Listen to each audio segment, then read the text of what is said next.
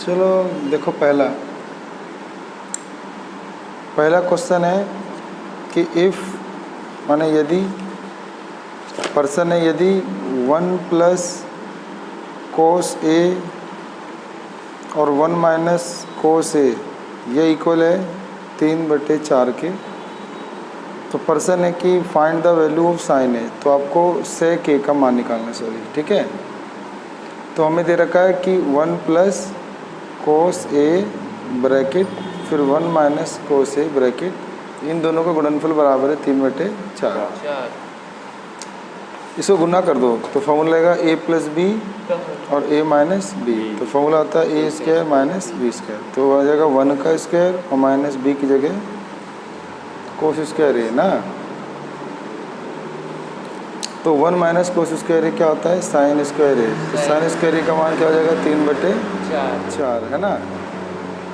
आगे समझे, तो ये फार्मूला होता है साइन स्क्वायर थीटा और cos square theta equal to 1 होता है ना, है ना।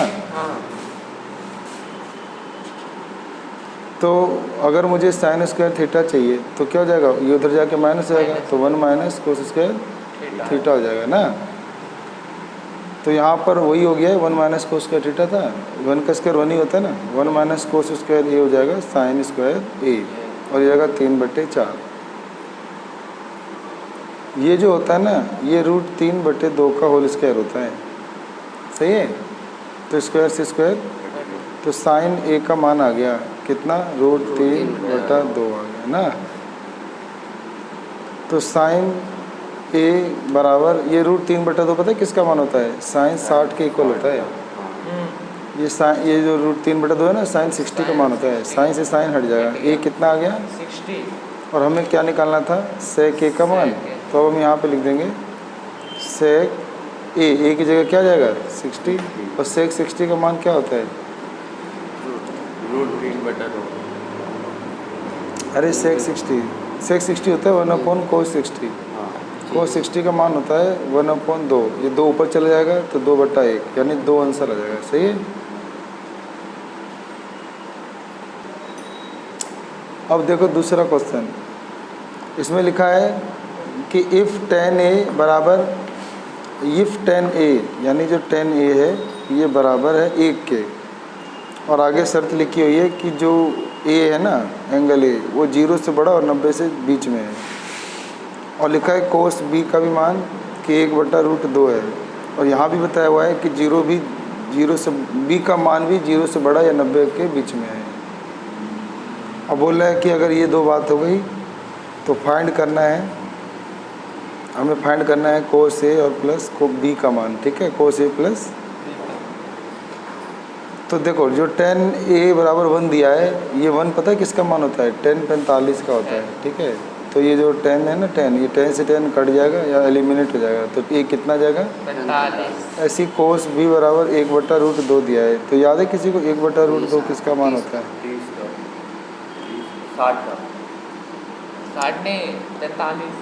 45 का मान होता है ये। तो कोस b बराबर क्या हो जाएगा, कोस 45, तो कोस से कोस हट गया, b का मान कितना आ गया 45। अब यहाँ पे मुझे कोस a प्लस b चाहिए था, कोस a प्लस b चाहिए था ना, तो a भी 45 b भी 45, तो दोनों लिख देंगे 45 जमा, तो 45 90 हो जाएगा, तो कोस 90 का मान याद है किसी को, 0 होता है, ठीक है, आ गया आंसर। तीसरा क्वेश्चन है कि इवेलुएट करना है, यानी मान ज्ञात करना है, मान ज्ञात करना है इसका 2 tan, ये सब ना NCERT का ही क्वेश्चन है, तो NCERT अगर सही से कर लो तो वही रिपीट हो रहे हैं।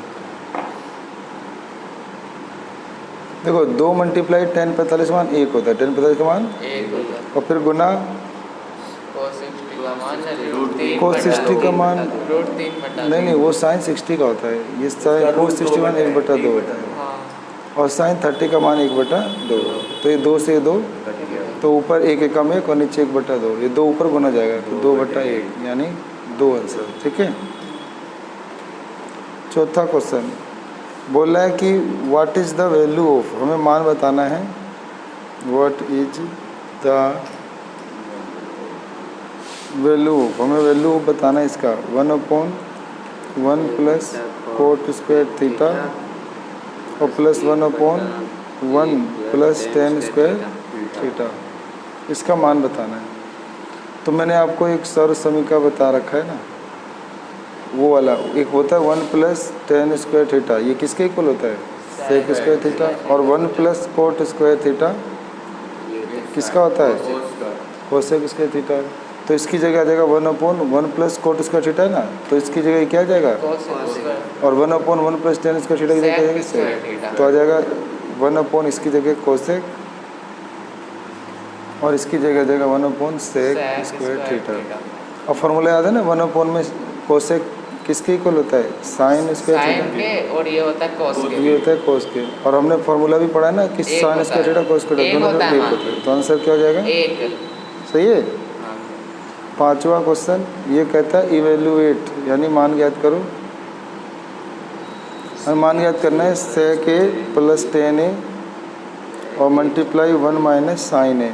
हमें इसका मान पता करना है 4 ए इक्वल टू 60 के लिए, ए इक्वल टू यानी जहाँ जहाँ ए है वहाँ पे 60 रख के मान ज्ञात करना है। तो क्या था? सेक ए, ए की जगह क्या लिख दो? 60 और टेन ए की जगह भी 60 और 1 माइनस साइन ए की जगह 60 है ना। तो सेक 60 का मान याद करो क्या होता है? सेक 60 का मान 2 होता है, सही है। सेक 60 का मान और टेन 60 का मान √3। तो ट्रिग्नोमेट्री टेबल याद कर लो है ना। और साइन 60 का मान होता है √3/2। समझ में आ गया? अब इसे गुना उना करना है, बस हो गया। तो 2 पहले इनसे गुना होगा, फिर जमा √3 इनसे गुना हो जाएगा, यानी एक बार 2 इस ब्रैकेट से गुना हो जाएगा, फिर प्लस √3 भी इस पर गुना हो जाएगा। तो 2 एकम और 2 इससे गुना होगा, 2 से 2 कट जाएगा, तो घटा 3 बचेगा ना। और 3 एकम √3 और ये इससे गुना होगा ना, तो √3 3 हो जाएगा बटा 2, और ये वाले से वाला माइनस प्लस कट गया। तो आंसर आ गया 2 घटा 3/2। एलसीएम ले लो, 2 दूनी 4 घटा 3/2, तो आ जाएगा 1/2। तो हमारा आंसर 1/2 आ जाएगा, सही है। चलो क्वेश्चन 6, इसमें लिखा है कि इफ़ यानी यदि x का मान है a साइन थीटा और y का मान है b कोस थीटा, तो बोल रहा है राइट द वैल्यू। तो आपको वैल्यू पता करना है। अरे क्यों तोड़ते हो? Right the value of b² x² plus a² y²। इस ये जो b² x² है, इसको bx का होल स्क्वायर लिख सकते हैं। नहीं तो इसको रहने दो, चलो ये b² रहने दो और x² की जगह x² की जगह ये आ जाएगा। x का मान किसके इक्वल है? a साइन थीटा, तो इसकी जगह क्या लिख दो? a sine theta. अब क्योंकि यह स्क्वायर है तो a का भी स्क्वायर हो जाएगा और साइन का भी स्क्वायर है ना। यहाँ पे a² है और y² है, y की जगह क्या लिख देंगे? b कोस थीटा, और y का स्क्वायर है तो इनका भी क्या जाएगा? तो b² और कोस² कॉमन ले लें, a² b² दोनों में से कॉमन ले लें, a² b², तो बचेगा क्या? साइन स्क्वायर थीटा और कोस स्क्वायर थीटा, और इनका जोड़ 1 होता है, तो a² b² गुना 1, आंसर आ गया a²। सही है ना, बस यही आंसर हो गया। क्वेश्चन नंबर 7 ये लिखा है कि इफ़ माने यदि, ये आ गया ना समय कि बताऊं दोबारा? आए समय तो एक बार और बताऊं। ये x का मान है, ये y का मान है। हमें बोला है राइट द वैल्यू, हमें इसका मान पता करना है। तो यहाँ जहाँ x है ना वहाँ पे ये पुट कर दो, तो x का स्क्वायर था तो इनका दोनों का स्क्वायर हो जाएगा, तो a² और साइन स्क्वायर। ऐसी y की जगह ये रखोगे तो b² कोस स्क्वायर है ना। अब दोनों में a² b² सेम नहीं है तो कॉमन ले लिया, तो बच गया sign square theta cos square theta, दोनों जोड़ 1 होता है, 1 से गुना हो गया, यही आ गया। दोबारा बताऊँ। अब 7वां क्वेश्चन है कि इफ़ कोसेक थीटा बराबर है 2x के एंड कोट थीटा बराबर है 2/x के, तो कह रहा है फाइंड करो the value of 2x² minus 1/x²। सही है। तो हमें पता चल गया कि कोसेक थीटा जो है वो 2x है और कोट थीटा 2/x है। 2/x से। तो फाइंड द वैल्यू, हमें वैल्यू पता करना है इसका, 2x² और घटा 1/x², इसका मान हमें पता करना है। सही है।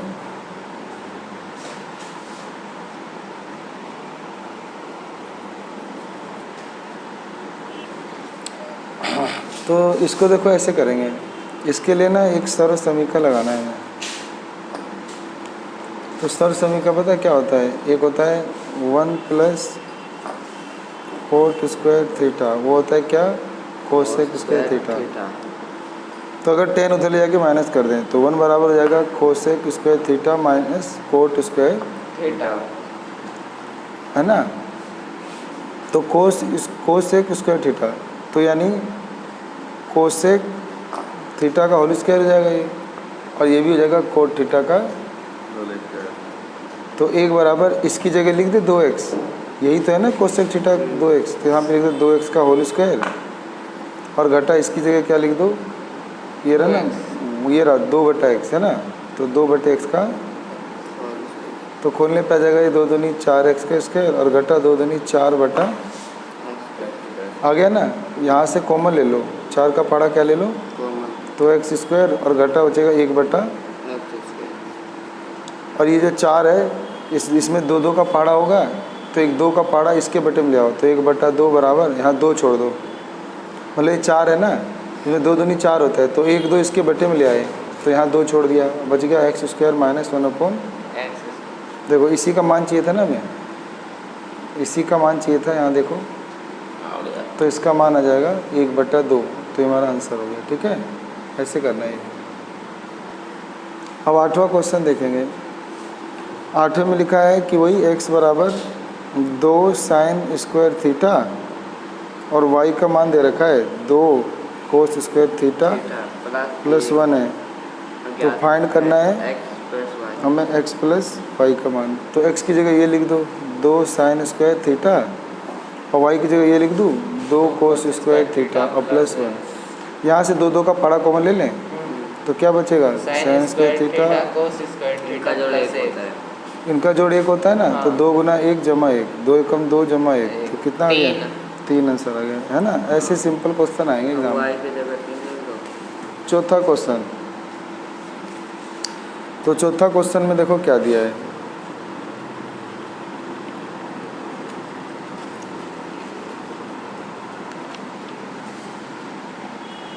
देखो ये हमारा ना एक चौथा क्वेश्चन है, ये वाला। तो इसमें ना ऐसे एक चित्र दे देगा, उसको पढ़कर हमसे कई क्वेश्चन पूछेगा वो। ठीक है, तो ये वो वाला क्वेश्चन है, तो एक बार करके दिखाता हूँ मैं।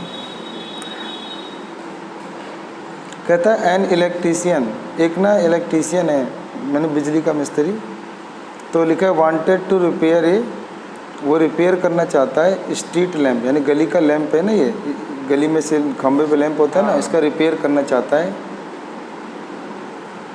Eight a height of 15 metre, और इसकी हाइट कितनी है, 15। तो यहाँ पे पता चल गया ये 15 मीटर है, यहाँ लिख लो 15, सही है। आगे लिखा है कि he place his ladder, ladder माने सीढ़ी, वो अपने सीढ़ी को रखना चाहता है such that a foot is 8 metre from the foot of the lamp, तो इसके फुट और इसके फुट की दूरी कितने मीटर है, 8 मीटर।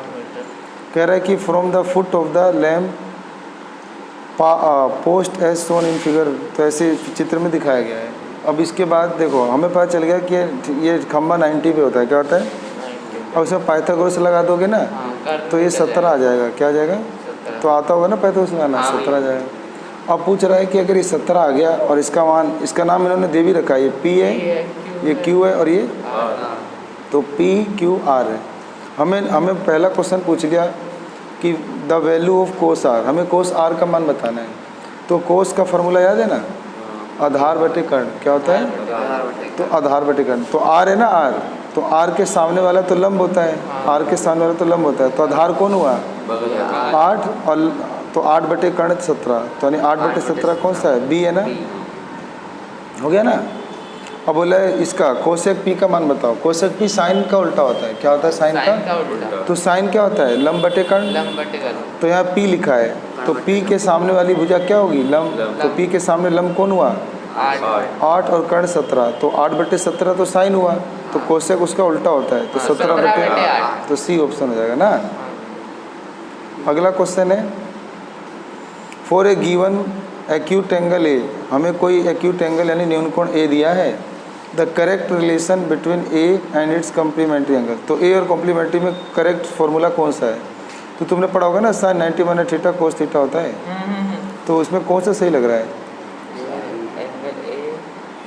पहला ही सही लग रहा है ना, पढ़ा नहीं था कि cos theta sine 90 minus theta cos theta होता है?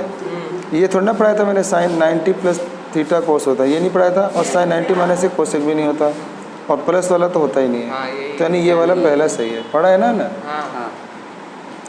अगला क्वेश्चन है डी, इसमें बोल रहा है the value of cot 90 minus R, तो ये भी तो कोट 90 माइनस थीटा हो गया, और ये किसके इक्वल होता है? Tan theta. अगर मैं टेन आर निकालूँ तो यही तो आ जाएगा आंसर, क्योंकि cot 90 minus theta tan theta होता है, तो यानी 10 आर का मान चाहिए। इसका फॉर्मूला होता है लंब बटे आधार, क्या होता है? तो आर के सामने, यानी आर है ना, ये इसके सामने वाला लंब हो जाएगा और ये आधार जाएगा, तो 15/8, तो आंसर क्या हो जाएगा? 15/8, तो यानी ऑप्शन नंबर डी हो जाएगा। समझ में आ गया ना? बोलो आ गया ना? हाँ। अब यहाँ पर एक क्वेश्चन और है, ये बोल रहा है ना कि वाइल ईटिंग सैंडविच, कह रहा है सैंडविच को खाते समय चेतन जोकिंगली रिमार्क दैट, तो चेतन ने जो मजाक में ध्यान दिया कि दैट सी कैन, चेतना यानी लड़की है, तो she can find out the value of any trigonometric ratio. कह रही है कि मैं ना सभी ट्रिग्नोमेट्रिक रेशियो से वैल्यू पता कर सकती हूँ, for just one ratio is known to her, अगर कोई एक रेशियो से पता चल जाए।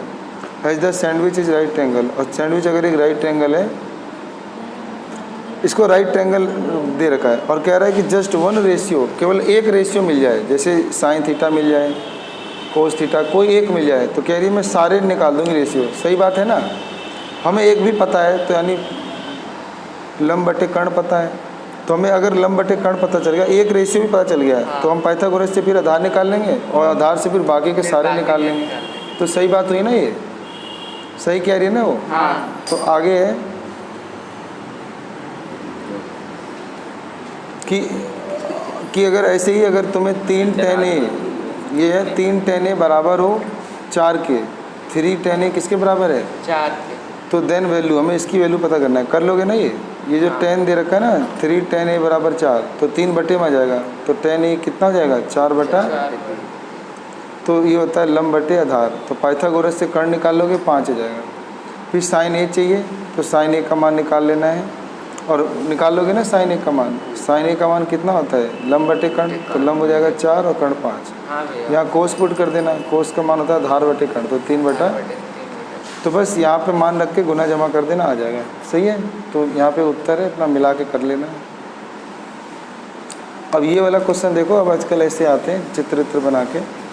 ये बोल रखा है ए सेलिंग बोट, एक ना नाव है, विद ट्रायंगुलर मास्ट, उसका जो ऊपर वाला जो मास्ट है, यानी ये जो झंडा ऊपर कपड़ा है, इसको मास्ट कहते हैं, तो मस्तूल कहते हैं हिंदी में। तो ये झंडे का जो मस्तूल है, ये कह रहा है a sailing boat with triangular mast is shown below, यहाँ दिया हुआ है। 2 right angle can be observe, इसमें 2 राइट एंगल है, किधर भी है और एक कह रहा है कि एक ABC है, ABC दिख रहा है ना, एक है ABD इस तरफ, एक इस तरफ है और एक इस तरफ। लिखा है बोथ राइट एंगल है B पर, देखो B यानी राइट एंगल है, तो पता चल गया B क्या है? राइट है।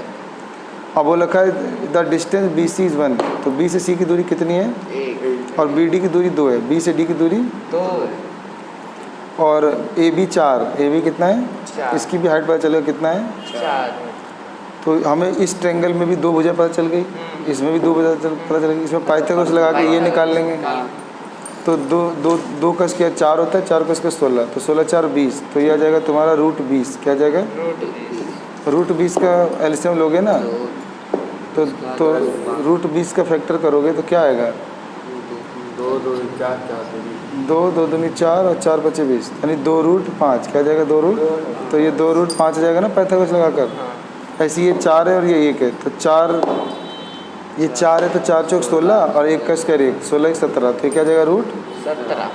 पता चल गया ना सारा। अब पूछा है बताओ सेक डी, क्या बताना है, सेक तो यानी सेक डी का फार्मूला याद करो। सेक डी का फार्मूला होता है कर्ण बटे आधार, क्या होता है, तो डी के सामने वाला तो परपेंडिकुलर होता है लंब, तो आधार क्या हुआ 2, तो नीचे क्या लिख दूंगा, 2 और कर्ण कितना आया था 2 रूट 5, तो बताओ 2 से 2 कट जाएगा तो क्या बचेगा रूट 5। तो यानी ऑप्शन सी अब बोल रखा है कोसेक सी निकालना है, क्या कोसेक सी कोसेक सी का फार्मूला होता है कोसेक सी का होता कर्ण है बटे लंब। बटे लंब। तो बताओ सी के सामने वाला कर्ण मिल जाए, सी के सामने लंब मिल जाएगा, तो सी के सामने लंब कौन हुआ 4 तो नीचे 4 और कर्ण इस ट्रायंगल में कर्ण बना रूट 17, तो रूट 17 बटे 4, तो कौन सा ऑप्शन है, ए ये हो जाएगा डी, है ना। ऐसे ही देखो ये 2 क्वेश्चन हो रहे हैं यहाँ पे ना tan d और cot c निकालना है, तो tan d निकाल लेना cot c निकाल लेना, दोनों को ऐड कर लेना, सही है। समझ में नहीं आए तो यहाँ से चेक कर लेना, ठीक है। अब ये वाला भी कर सकते हो साइन स्क्वायर सी कोस स्क्वायर डी, पहले साइन सी निकाल लेना उसका स्क्वायर कर लेना, फिर कोस डी निकाल के स्क्वायर कर लेना, दोनों को ऐड कर देना, इनमें से कोई आंसर आ जाएगा। नहीं समझ में आए तो यहाँ चेक कर लेना। तो चलो ये वाला आ गया होगा ना समझ, हाँ आ गया ना सबको समझ।